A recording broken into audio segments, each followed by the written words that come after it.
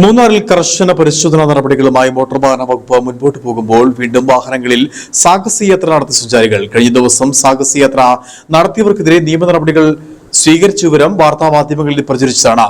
ഇതിന്റെ ചൂടാറും മുമ്പെയാണ് തമിഴ്നാട്ടിൽ നിന്നെത്തിയ സഞ്ചാരികൾ വീണ്ടും സാഹസികയാത്ര നടത്തിയത്.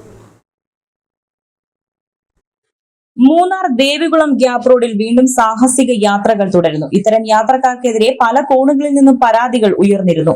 ഇതിനെ പ്രതിരോധിക്കാൻ മോട്ടോർ വാഹന വകുപ്പ് കർശന പരിശോധനകൾ ഏർപ്പെടുത്തി നിയമലംഘനം നടത്തുന്നവർക്കെതിരെ നടപടി എടുത്തുവരികയാണ്.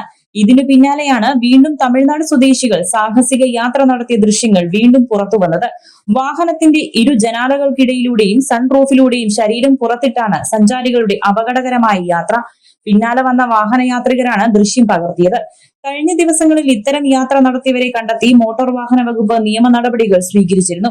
ഇതിനു പുറമെയാണ് വീണ്ടും സാഹസിക യാത്രകൾ മൂന്നാർ മേഖലയിൽ സജീവമാകുന്നത്.